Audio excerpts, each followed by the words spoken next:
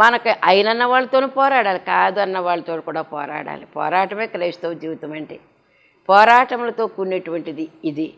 పోరాటములతో కూడినప్పటికీ కూడా మనకి జయమే ఇస్తాడు తండ్రి. ఎందుకంటే యుద్ధం చేసేది నువ్వు కాదు, నేను కాదు, మన దేవుడే మన పక్షంగా యుద్ధం చేస్తూ ఉన్నాడు. కనుక శ్రమలలోనూ శోధనలోనూ కూడా పోరాటానికి అట్టి యుద్ధ శూరుడై ఉండవలెను. ప్రభు శూరుడై ఉన్నాడు. యుద్ధ శూరుడే యెహోవా. ఈ పాట ఇశ్రాయేలీయులు ఈ ఎర్ర సముద్రం దాటేసిన తర్వాత పాట పాడుకున్నారు. కనుక యుద్ధ శూరుడు, అది వాక్యంలో మరి ఎక్కడ మనం చూసినట్లయితే ఆయన యుద్ధ శూరుడు అంటే యుద్ధం చేయాలా? యేసు ప్రభు బిడ్డలకి యుద్ధం కావాలా? యుద్ధమే, ప్రతిరోజు ప్రతి క్షణము కూడా యుద్ధమే, పోరాటమే. కనుక యుద్ధములో పోరాటములో జయం పొందడానికి ప్రభు యొక్క శక్తి మనకు అవసరమైంది. ఆయన శూరుడుగా మనకు తండ్రిగా ఉన్నారు కాబట్టి, శూరుడైన తండ్రి మనకు ఉన్నారు కాబట్టి మనకి ఇంకా భయమేముంది, దిగులేముంది? ఒకసారి ఆలోచన చేయండి. ఆలోచన చేస్తే కనుక యుద్ధ శూరుడై ఉన్నటువంటి తండ్రి మన పక్షంగా ఉన్నప్పుడు మనం యుద్ధం ఆడతాము, జయం పొందుతాము. అట్టివాడే క్రైస్తవుడు, అట్టివాడే క్రైస్తవుడై ఉన్నాడని అర్థం చేసుకుందాము. అలాగే యుద్ధమునకు వెళ్ళగోరే సిపాయి లోక వ్యాపారములలో దిగడు. ఇప్పుడు మనం చదువుకున్నాం కదా 2వ తిమోతి పత్రికలోను ఈ 2వ అధ్యాయంలో దేవుడు. కనుక యుద్ధానికి పోరాడేవాడు లోకంలో ఉండడమ్మా. లోకంలో ఉంటే కనుక యుద్ధానికి పోరాటానికి వెళ్ళలేడు వాడు.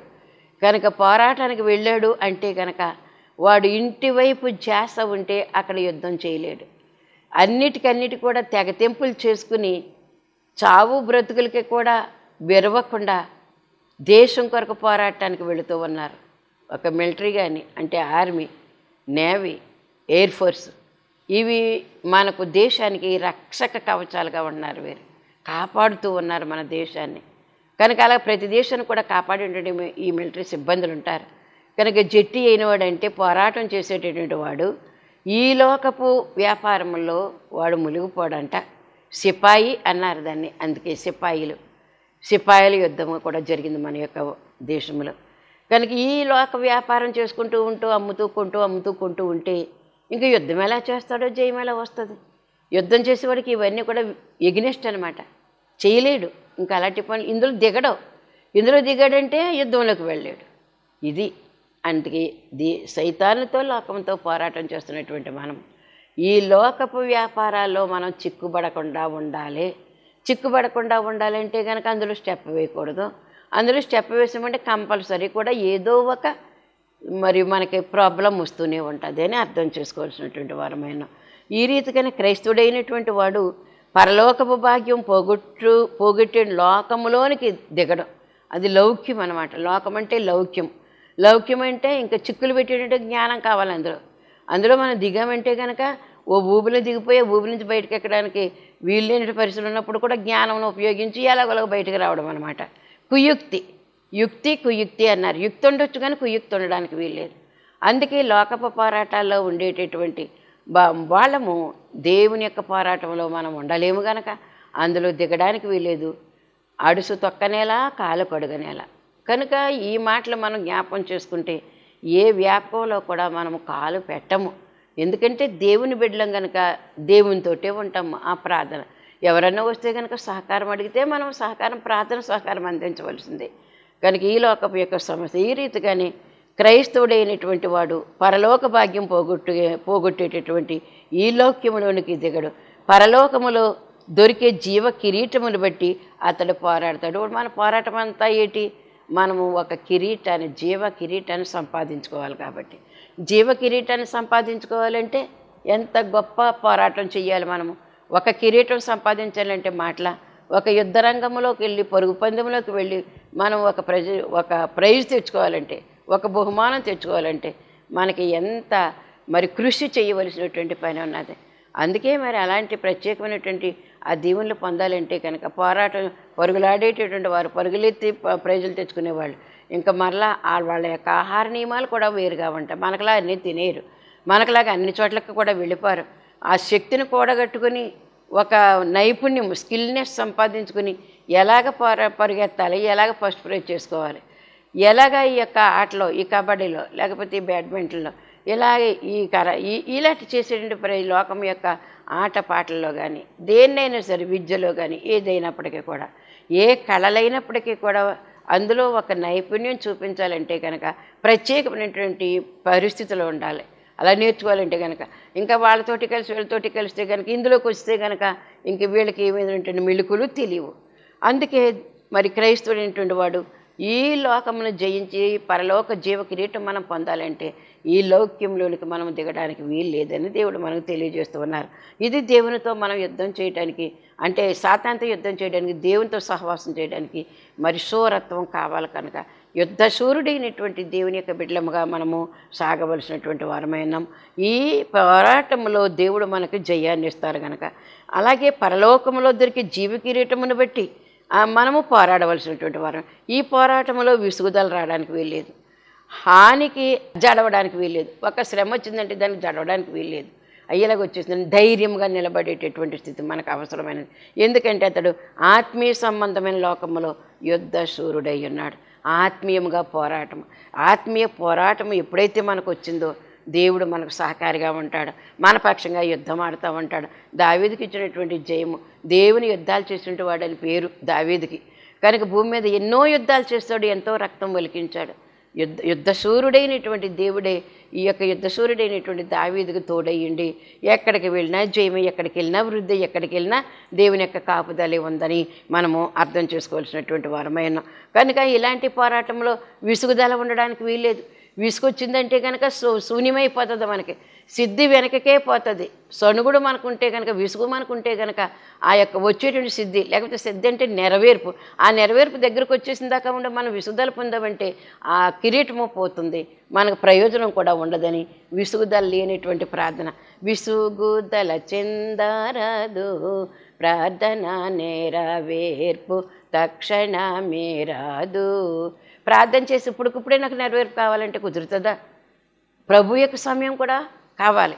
మన సమయం ఇప్పటికిప్పుడే అనుకుంటాం, కానీ ప్రభు యొక్క సమయం ఉన్నతమైనటువంటి సమయం ఒకటి ఉన్నది, తగిన సమయం ఒకటి ఉంది. ఆ సమయంలో మనకి ఇవ్వాలని ఆయన ఇష్టపడుతూ ఉన్నారు.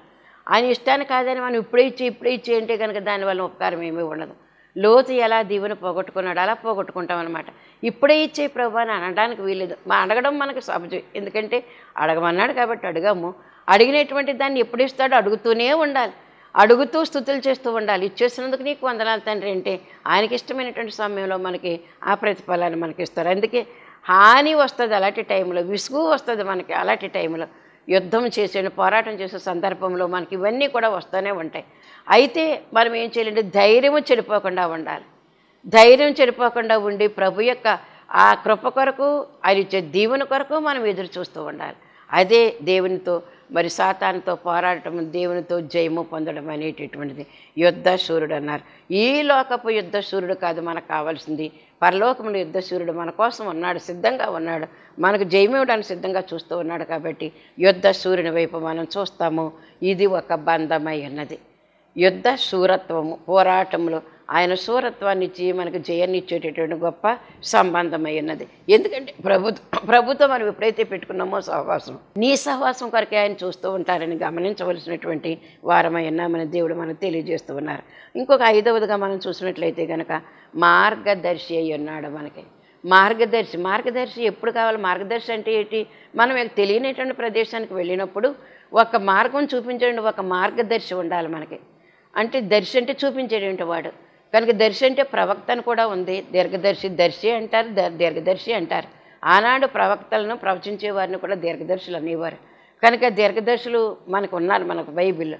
అయితే ఇప్పుడు మార్గం చూపించేటువంటివి దర్శి అన్నమాట, మార్గదర్శి. ఎందుకంటే క్రైస్తవుడు మార్గదర్శి. ఈ లోకాన్ని నుంచి పరలోకానికి వెళ్ళేటువంటి మార్గం కొరకు ఎదురు చూస్తున్నారు. ఈ మార్గాన్ని ఎలా వెళ్ళాలో, అది మంచిదారా చెడ్డదారా అని చూసేటటువంటి ఎన్నో మార్గాలు ఉన్నాయి. అందుకే మరి నీవే అని నమ్మిక అనేటువంటి పాటలు దైవజనులు రాసినటువంటి చరణం ఒకటి ఉంది. ఎన్నో మార్గాలన్నీ, ఎన్నో త్రోవలన్నీ, ఎటు పోవాలో నాకు తెలియట్లేదు ప్రభా, ఎటు పోవాలేనో నాకు తెలియట్లేదు. కనుక ఆ మార్గం ఏంటి నువ్వే నాకు చూపించని చెప్పి మనం ప్రభు పాదాలు పట్టుకుంటే ఆ మార్గం ఏంటి తెలియని రీతిగానే మనల్ని ఆ పాదాలు నడిచేటట్లుగా దేవుడే చేస్తాడు మనకి. ఎందుకంటే మార్గదర్శి మనకి ఆయన మార్గమును చూపించేటటువంటి వాడై ఉన్నాడు. మనకి తికమకలు వచ్చేసినప్పుడు ఏ మార్గం మనకు తెలియట్లేదు ప్రభా అంటే ఆయనను చూసినా అంతయు సరి అవును. ఎవరిని చూస్తేని మార్గదర్శిని చూస్తే, ఈయన మనకు మార్గమును చూపించేటటువంటి వాడై ఉన్నాడు. ఎందుకని నేనే మార్గము సత్యము జీవమునై ఉన్నానని చెప్పినటువంటి ఆయన మనకి మార్గం చూపించేటటువంటి దేవుడు. ఈ మేలైనటువంటి మార్గం, శ్రేష్టమైనటువంటి మార్గం దేవుడు మనకి చూపిస్తారు. మార్గదర్శి అంటే మార్గం అంటే దారి. మరి యాత్రికులకు యాత్ర చేస్తుంటే వారికి మార్గం కావాలి.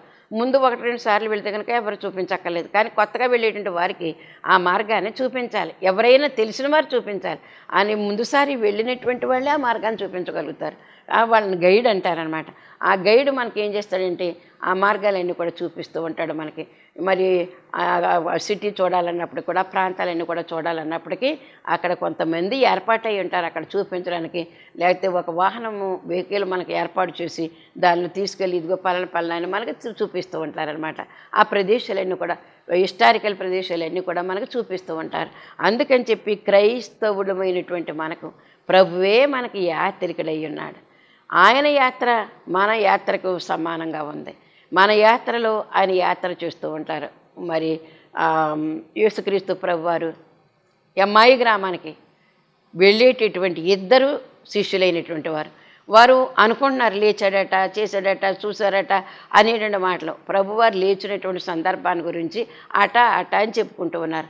వాళ్ళకి మార్గమును సరళ చేయడానికి, వాళ్ళకి నిజంగా దేవుడు లేచాడని వాళ్ళకి తెలియజేయడానికి, వాళ్ళిద్దరి మధ్యకి కూడా ఒక బాటసారిగా వెళ్ళి వాళ్ళతో ప్రయాణం చేసి అప్పుడు వాళ్ళ ఇంటికి వెళ్ళి, వాళ్ళ బలవంతం చేయక వాళ్ళ ఇంటికి వెళ్ళి వాళ్ళ దగ్గర ఉండి ఆ రాత్రి రొట్టె విరిచేటప్పుడు ఆయన నిజంగా యేసుప్రభు, లేచినటువంటి యేసుప్రభు అని వారు గుర్తించగలిగారు.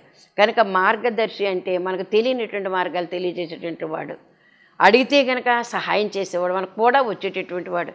ఎక్కడికి వెళ్ళాలో అంతవరకు కూడా ఆయన వస్తూనే ఉంటాడు. ఆయనకు విసుదాలు ఉండదు, విసుక్కునేటటువంటి దేవుడు కాదు. ఆయన తండ్రి, మనం పిల్లలమై ఉన్నాము. ఇప్పుడు క్రైస్తవుడికి మనం యాత్ర చేస్తూ ఉన్నాము. ఈ లోకాల నుంచి ఆ లోకానికి వెళ్ళటానికి యాత్రలో ఉన్నాము. పరదేశులము యాత్రికులమునై ఉన్నాం మనం.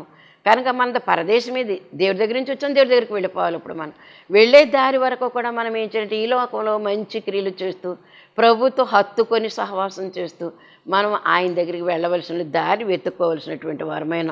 హెబ్రీ పత్రిక 11వ అధ్యాయం 13వ వచనం చూద్దాం. చూడండి ఒకసారి. హెబ్రీలు రాసినటువంటి పత్రికలో 11వ అధ్యాయము 13వ వచనం.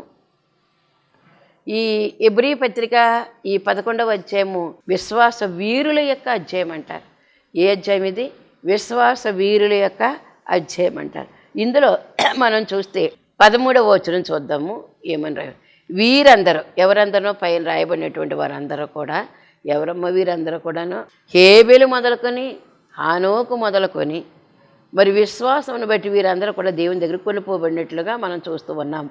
ఈ విధంగా కొనుక్కోబడినటువంటి వీరందరూ ఆ వాగ్దానముల ఫలము అనుభవింపకపోయినను దూరము నుండి చూచి వందనము చేసి, దూరము నుండి అంటే ఈ లోకంలో ఉండగానే పరలోకాన్ని చూశారని, దూరము నుండి చూచి వందనము చేసి తాము భూమి మీద పరదేశులమును యాత్రికులమునై ఉన్నామని ఒప్పుకొని విశ్వాసము గలవారై మృతి పొందిరి.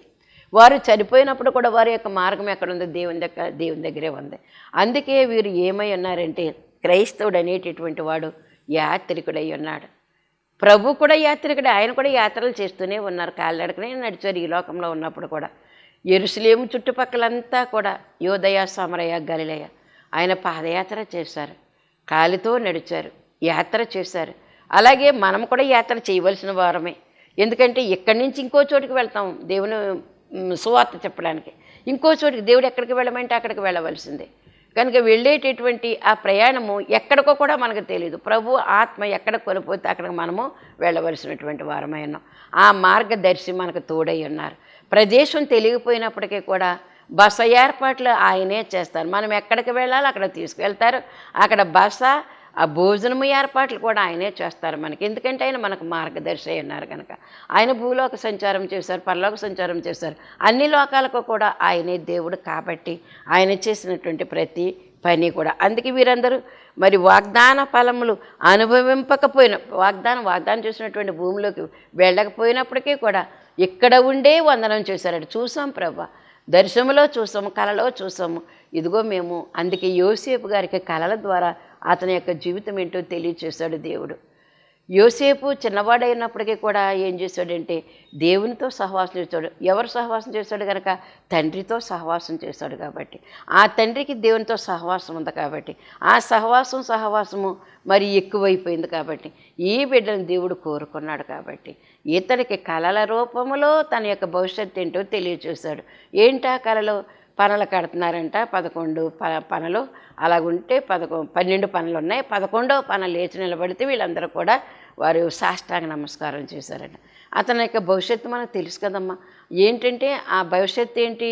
మరి అన్నం లేనప్పుడు వీళ్ళందరూ కూడా అక్కడికి వెళ్ళారు. ఎక్కడికి? ఐగుప్తులోనికి వెళ్ళారు. ఆ వెళ్ళినటువంటి ఆ ప్రదేశంలో అక్కడ ఎవరైతే అమ్మేసుకున్నారో గోతులు వేశారు. ఎందుకురా ప్రాణం చేయటం అనుకుని అతని ప్రాణాన్ని పైకి తీశారు. గోతులోంచి వర్తకులకు అమ్మేశారు. ఆ వర్తకులు ఇంకొకరు అమ్మేశారు. పొతీఫెర గృహంలో ఉన్నాడు. ఇప్పుడు అక్కడ దేవుడు ఎంత అంచులంచులుగా కూడా యోసేపును ఆశీర్వదించినట్లుగా మనము చూస్తూ ఉన్నాము. కనుక యోసేపుకు ఏమొచ్చింది? ముందు కళలు వచ్చాయి. కళల ద్వారా దేవుడు స్థిరపరిచాడు. ఆ కళల నెరవేర్పుకే అతనికి కొన్ని శోధనలు వచ్చాయి. గోతులో వేయబడ్డాడు. గోతులో నుంచి దేవుడు తీశాడు. మళ్ళా అక్కడికి వెళ్ళే చెరసాల్లో వేయబడ్డాడు. సంఖ్యళ్ళు వృద్ధిలోనికి వచ్చినటువంటి యోసేపుకు ఏమన్నా సంతోషంగా తినగలిగాడుగా? సంతోషంగా ఉండగలిగాడా? దేవుడు దర్శనాలు ఇస్తూ ఉన్నాడు. అతని భవిష్యత్తును ఎంతో అంచెలంచెలుగా వృద్ధిలోకి తీసుకుని వస్తూ ఉన్నాడు. కానీ అయితే కష్టాల కొలిమే అతను కూడా ఉంటూనే ఉంది. గోతులు వేయబడినట్టు సంఖ్యళ్ళని అర్థం చేసుకోవాలి. మరి జైల్లోకి వెళ్ళినప్పుడు కూడా సంఖ్యళ్ళని అర్థం చేసుకోవాలి. ఈ సంఖ్యళ్ళతో బంధించారు, కాళ్ళకు బొండలు వేశారు. ఇలాంటి పరిస్థితుల్లో ఆయన ఎంత సంతోషించాడట. సంతోషం తక్కువను, మరి కష్టాలు ఎక్కువగా ఉన్నాయి. అయినప్పుడు కూడా సంఖ్యలుగానే ఉన్నాయి. వృద్ధిలోనికి వచ్చేసాడు. దేవుడు ఉంటే మన పక్కన. అందుకే మనకి ఎన్ని కష్టాలు ఉన్నప్పుడు, ఎంతమంది శత్రువులు ఉన్నప్పుడు, శత్రువులు ఏంటంటే నీకు భోజనాన్ని సిద్ధం చేస్తానని చెప్పిన వాగ్దానం ఉంది మనకి. లేఖనాలు నెరవేరాలి కనుక శత్రువులు ఉంటారు, కానీ మనకి పెడతారు, కేకేసి పెడతారు వాళ్ళు. లేకపోతే శత్రువులు ఎదుటే వాళ్ళు సిగ్గుపడేటట్లుగా మనకి ఒకరి చేత ఆహారం పెడుతూ ఉంటాడు. ఆహారం పెడుతుంటే వాళ్ళేమో మా బాగా అయిందనుకుంటారు శత్రువులు అయినటువంటి వాళ్ళు. వాళ్ళు ఎదురుగుండానే మనకు కడుపు నిండా అన్నము, ఒంటి నిండా వస్త్రము, వాళ్ళు సిగ్గుపడేటట్లుగా దేవుడే మనకి ఇస్తూ ఉంటాడు. శత్రువులు ఎదుట ఆహారం సిద్ధపరిచేటటువంటి శక్తి దేవుడి దగ్గర ఉంది. అందుకనే దేవుడు మనకి ఏమై ఉన్నాడంటే గొప్ప మార్గదర్శి అయి ఉన్నాడని మనము అర్థం చేసుకోవాల్సినటువంటి వరమైన. అలాగే మనము క్రైస్తవులమై ఉంటేనే, క్రీస్తు బిడ్డలమై ఉంటేనే ఈ వారసత్వం మనకు వస్తుంది. కనుక క్రీస్తు ప్రభు వారికి ఏమైతే ఉందో అదంతా కూడా మనదే కదా. అందుకని చెప్పి మనం దేవుడు మనకు చెప్పవలసినటువంటి మాట ఏంటంటే, మరి గురి కలిగి ఉండండి. దేనికి గురి కలిగి ఉండాలి? పరలోక రాజ్యాన్ని చేరాలని ఒక గురి మన కడుపులో ఉండాలి. ఆ గురి లేకపోతే కనుక అంతా కూడా వ్యర్థమైపోతుంది. ఎంత భక్తి చేసినప్పటికీ కూడా నా తండ్రి పరలోకంలో ఉన్నాడు, పరలోకంలో ఉన్న తండ్రి నా తండ్రి, ఆయనే నా గురువు, ఆయనే నా భక్తి అంతా కూడా అని మనము అర్థం చేసుకుని, ఈ లోకపు శ్రమలు ఎన్నదగినవి కావనుకుని మనము ప్రభు యొక్క వాక్యం మీద ఆధారపడినటువంటి వారమే ప్రభు వైపు చూస్తూ, ఇంకెవరి వైపు కూడా చూడొద్దు. లోకంలో ఉన్నటువంటి ధనవంతుల వైపు, కోటీశ్వరుల వైపు, జ్ఞానము గల వారి వైపు, ఎవరి వైపు కూడా మనం చూడొద్దు. కానీ ప్రభువు యొక్క కృపను మనం చూస్తూ ఉండాలి. ఆయన వైపే మనం లెక్క పెట్టుకుంటూ ఉండాలనేటువంటి మాట దేవుడు మనకు తెలియజేస్తూ ఉన్నారు. కనుక మనము క్రైస్తవులమై ఎప్పుడుంటాము? యాత్రికులము. అవును, ఈవేళ ఇక్కడ ఉంటాము, రేపు పొద్దున ఇంకో చోట ఉంటాము. ప్రభు యొక్క పని చెయ్యాలంటే కనుక నిన్న మధ్యాహ్నం ఆరాధనకని వచ్చాను ఇక్కడికి వచ్చిన తర్వాత మరి బిడ్డ ఏమన్నాడంటే, అమ్మ నువ్వు అక్కడ పలానా చోటుకు వెళ్ళాలి ప్రార్థనకి అన్నారు. మళ్ళీ వెంటనే బ్యాగ్ తీసుకుని మళ్ళీ అక్కడికి వెళ్ళటం జరిగింది. మళ్ళీ అక్కడి నుంచి ఇక్కడికి రాగానే మళ్ళీ నిత్య సన్నిధికి రావడం, మళ్ళీ ఇక్కడేమో యూత్ మీటింగ్ కూడా జరుగుతుంటే మీటింగ్లో కూడా పాలు పొందడం అనేటువంటి జరిగింది. అంటే మన జీవితము మన చేతుల్లో లేదు, ప్రభువుకి అప్పగించబడిపోయాం కాబట్టి ప్రభువే మనల్ని నడిపించుకుంటూ ఉంటారు. కనుక ప్రభు నడిపించుకుని ప్రతి అడుగులో కూడా దీవెన ఉంటుంది, ప్రతి అడుగులో కూడా ఆశీర్వాదం ఉంటుంది, ప్రతి అడుగులో కూడా బలం ఇస్తాడు మనకి. కనుక ఇచ్చేటంటే బలం ఆయనది కనుక ఆయన బలం మనం ఉపయోగించుకుంటున్నాం కాబట్టి లోకం యొక్క బలం కాదు, తిండి వల్ల వచ్చేటువంటి బలం కాదు మనం ఉపయోగించుకునేటటువంటిది, దేవునిని బట్టి పొందేటటువంటి ఈ యొక్క బలము అని మనం అర్థం చేసుకోవాల్సినటువంటి వారమైన. కనుక దేవుడు మనతో పాటు ప్రయాణం చేస్తాడమ్మా, అది మనం గుర్తించుకోవాలి. మనతో పాటు ప్రయాణం. యాకోబుని జ్ఞాపకం చేసుకోవాలి. చేతి కర్రతోటి వెళుతున్నాడు అతడు.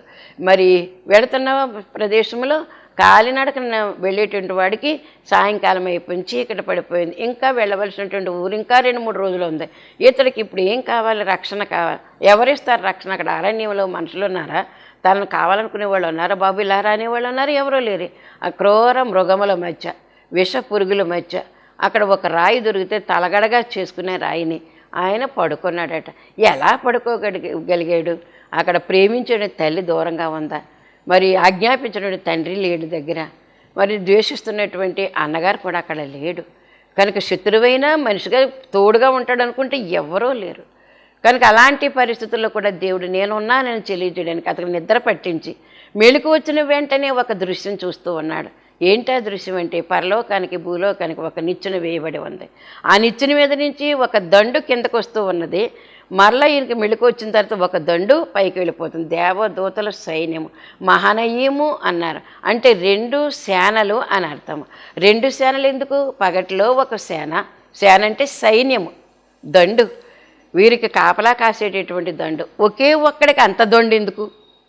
దేవుని యొక్క కృప ఆ విధంగానే ఉంటుంది. కనుక ఇక్కడ మనం ఆలోచించి చూసినట్లయితే కనుక దండును పంపించి మనకి ధైర్యాన్ని ఇస్తాడు, జయాన్ని ఇస్తాడు మనకి. అది యాకోబుని జ్ఞాపకం చేసుకోవాలి. మార్గములు వెళ్ళేటప్పుడు మనకి భయపడుతున్నటువంటి పరిస్థితులు వచ్చినప్పుడు యాకోబుని జ్ఞాపకం చేసుకుని ప్రార్థన చేయాలి మనం. ప్రభువా, యాకోబుకి ఎలాగైతే తోడుగా ఉన్నావో నాకు కూడా తోడుగా ఉండు ప్రభువా అనేటటువంటి ప్రార్థన మనము చేసుకుంటే కనుక ఒక ప్రయాణికుడు ఈవేళ 10 మైళ్ళు ప్రయాణం చేస్తాడు, రేపేం చేస్తాడో 12 మైళ్ళు చేస్తాడు. మళ్ళీ ఇంకా అంటే రోజు రోజుకి కూడా పెంచుకుంటూ పోతాడనమాట ఆ ప్రయాణాన్ని.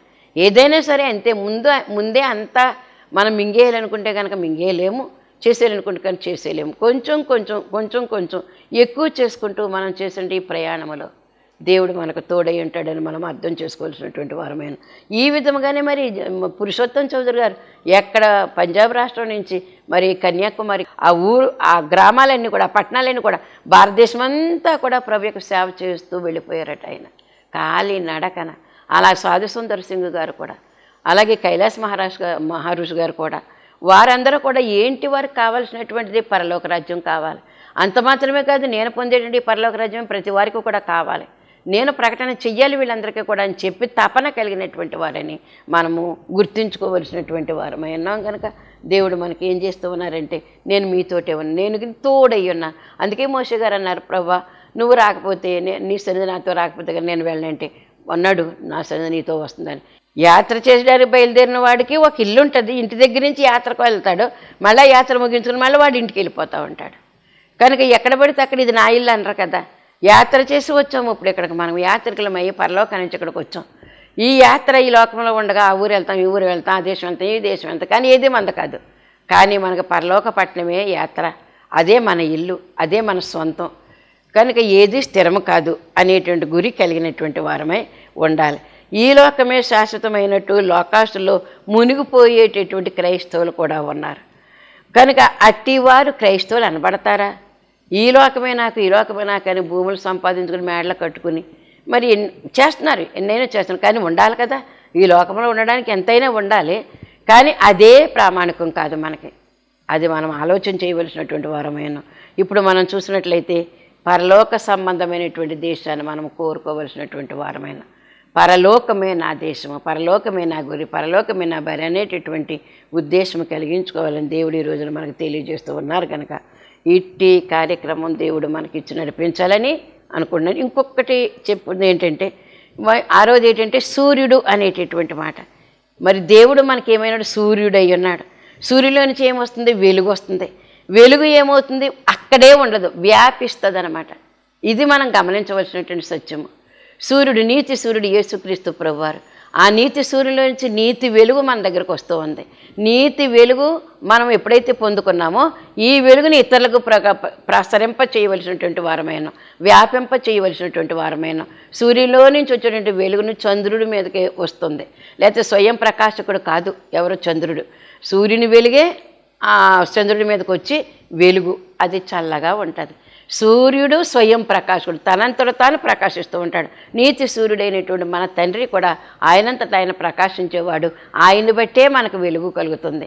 మోషే 40 రోజులు సినాయి పర్వతం మీద కనిపెట్టినప్పుడు ఎలాగైతే వెలుగు అతనికి వచ్చిందో అలాగే దేవుని యొక్క వెలుగు నీకు నాకు కూడా ఆయన సన్నిధిలో ఉన్నటువంటి మనకు ఇలాంటి వెలుగు కలిగి ఉండే శాశ్వతమైనటువంటి వెలుగుతో, శాశ్వతమైనటువంటి ఆ యొక్క సూర్యుని యొక్క వెలుగు మనకు అవసరమైనది కనుక నీతి సూర్యుని యొక్క వెలుగు, ఈ వెలుగు మనం అనేక మందికి ఇచ్చేటటువంటి వారమైన ఎలాగుండాలి? ఈ వెలుగు, ఈ దీపమును దీపస్తంభం మీద పెట్టబడినటువంటి దీపము వలె.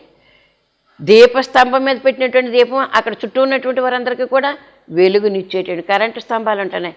పైన దీపాలు ఉన్నాయి, కింద దీపాలు ఉన్నాయి. పైనే పెడతారు, తీగలు అక్కడికే వెళుతూ ఉంటాయి. అంటే గ్రామం అంతటికి ఆ ప్రదేశాలన్నిటి కూడా ఆ యొక్క వెలుగు ప్రసరింప చేయబడాలి, వ్యాపింప చేయబడాలి. దేవుని యొక్క వెలుగు నాలో ఉంటే కనుక నేను సమస్తము కూడా దేవుని యొక్క వెలుగును ప్రకటన చేయడానికి, వ్యాపింప చేయడానికి ప్రయత్నం చేస్తూ ఉండాలి. అట్టి ప్రయత్నం కావాలని దేవునికి మనకి ఉండేట బంధం ఇటువంటిది. ఆయన నీతి సూర్యుడై ఉన్నారు. ఆ వెలుగును మనము పొందుకుని అనేక మందికి ఆ వెలుగును ప్రసరించే వారమై ఉన్నాం.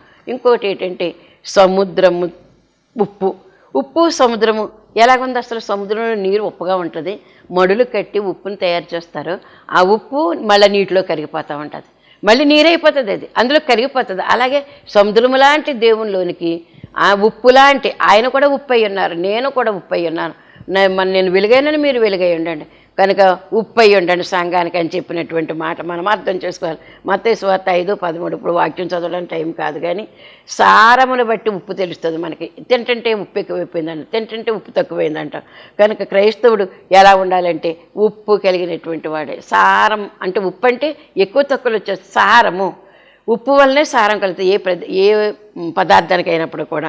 కనుక అటువంటి ఉప్పు నిస్సారమైతే మనుషుల చేత తొక్కబడుతుంది. మనము తలవలి ఉండాలి కానీ తోకవలి ఉండడానికి వీల్లేదని వాక్యమును ధ్యానిస్తూ మనము దేవునికి సహవాసం చేయవలసినటువంటి వారమని క్రైస్తవులు మనగా ఆయన మన తండ్రి అయి ఉన్నాడు. ఆ తండ్రి మనకి మార్గదర్శి అయి ఉన్నాడు. మన గురు శిష్యుల బంధం ఉంది, తండ్రి బిడ్డల బంధం ఉంది, స్నేహ బంధం ఉంది. అలాగే యుద్ధంలో పోరాటం చేయడం సూర్యుడు కదండి, సూర్యుడు యుద్ధం చేసి మార్గదర్శి అంటే క్రైస్తవుడికి మార్గదర్శి యేసు ప్రభువే. సూర్యుడు అంటే ఈ లోకంలో సూర్యుడు వెలిగించినట్లుగా నీతి సూర్యుడు మనకు వెలిగిస్తూ ఉన్నాడు. సముద్రంలో ఉప్పు వలె మనం ఉండాలని, క్రైస్తవ జీవితము ఇలాంటి లక్షణాలు కలిగినటువంటి జీవితం అయి ఉండాలని దేవుడు మనకు తెలియజేస్తూ ఉన్నారు. ఈ మాటలు దేవుడు దీవించును గాక. ఆమేన్. ప్రభు నీకు వందనాలు, స్తుతులు, కృతజ్ఞతలు. మేము క్రైస్తవులమై ఉన్నాం ప్రభు, క్రీస్తు వలన క్రైస్తవులమై ఉన్నాం తండ్రి. క్రీస్తుని నమ్ముకున్నాం కాబట్టి, క్రీస్తు బిడ్డలం కాబట్టి క్రైస్తవులమై ఉన్నాం. మాలో నుంచి ఇప్పుడు చెప్పుకున్నటువంటి లక్షణాలన్నీ కూడా రావాల్సి ఉన్నది తండ్రి. ఆ లక్షణాలు అనేక మందికి ఇంకా లోకంలో నమ్మలేనటువంటి వారు ఎంతోమంది ఉన్నారు. వారందరికీ కూడా మేము మీ లక్షణాలు మా యొక్క లక్షణాల ద్వారాగా, అందుకే దైవ లక్షణాల స్తుతి అన్నారు తండ్రి. దైవ లక్షణాలు అద్దుకుంటూ అనేక మందికి అద్దుకునేటట్లుగా సహాయం చేసేటువంటి వారంగా మేము ఉన్నట కృప దయచేసి మీరు మహిమ పొందమని యేసు అతి పరిశునామమున అడుగుచున్నాను పరమ తండ్రి. ఆమేన్. మరణాత.